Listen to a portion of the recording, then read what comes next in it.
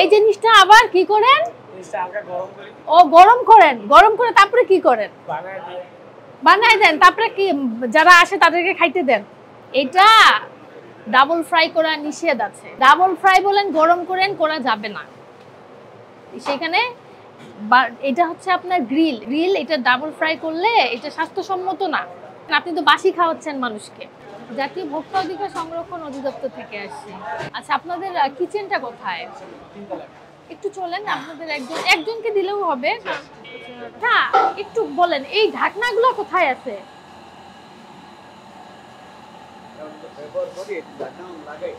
লাগান না, এই যে শুনেন আমি বলি, আপনি ঢাকনা লাগান না। রাতের বেলা কি আপনি এখানে পাহারা দেন? এটা কি চিনি? এটার ঢাকনা নাই, এটার ঢাকনা নাই, কোনোটা। এটা দুধ পাউডার। দুধ কি আপনার খোলা রাখা যায়? খোলা রাখলে তো সেটা নষ্ট হয়ে যায়। আপনার এইভাবে খোলা রাখতেছেন, আপনার তো এগুলো তো ধুইতে পারবেন না। এগুলো কি ধোয়ার জিনিস? সরাসরি খাবারে দিচ্ছেন, এগুলো আপনি কিভাবে দিচ্ছেন? আপনার তো ঢাকনা রাখতে হবে। গোটা রাতে আপনার খোলা থাকে, দেখছেন আপনার একটাও ঢাকনা নাই। এটা কি?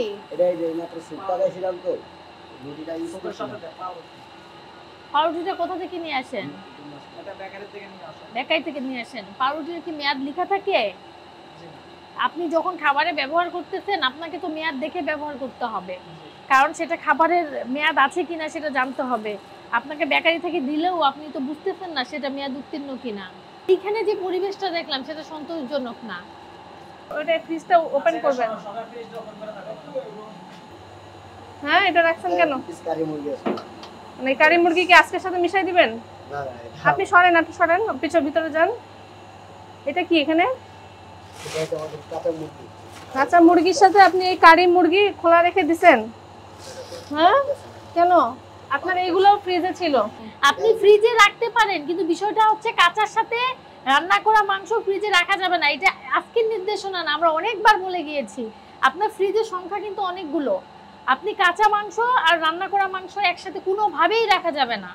ফ্রিজিং মাংস, রান্না করা মাংস আপনারা খান, কিন্তু মানুষকে টাকার বিনিময়ে খাওয়ানো যাবে না। কেউ কি বাসি খাবার খাবে টাকা দিয়ে বলেন? এটা তো ঠিক হবে না। আপনারা রাখছেন, কিন্তু আলাদা করে রাখতে হবে।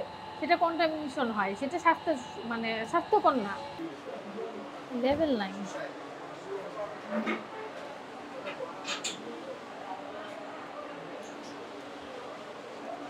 মেয়াদ নাই? ও আপনি ম্যানেজার সাহেব, আপনার কিছু অসঙ্গতি আমরা পেয়েছি। সেটা হচ্ছে আমরা ফ্রিজে কাঁচা মাংসের সাথে রান্না করা মাংস পেয়েছি, যেটা আমরা বারবার বলে গিয়েছিলাম। দ্বিতীয়ত, যেটা আপনার মশলার কোনো ঢাকনাযুক্ত পাইনি, পুরাটাই আমরা খোলা পেয়েছি। আরেকটা যেটা, সেটা হচ্ছে আপনি যেগুলো নিজেরাই তৈরি করছেন বাট কোনো মেয়াদ দিচ্ছেন না, মূল্য দিচ্ছেন না। এইখানে যদি আপনি সবকিছু লিখতে পারেন তাহলে আপনি কেন মেয়াদটা লিখতে পারবেন না? আপনাকে তো ঢাকনা দিতে হবে, আমি সব বলে গিয়েছিলাম। আপনি বুঝতে পারছেন কি কি অপরাধগুলো হয়েছে? আপনার বারবার নির্দেশনা ছিল ফ্রিজে কাঁচা মাংস, রান্না করা মাংস রাখা যাবে না।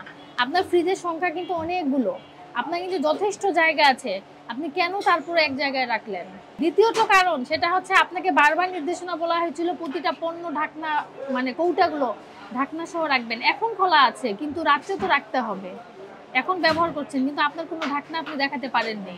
আর এটা আপনি সবকিছু দিয়েছেন, কিন্তু মেয়াদ মূল্য দেননি।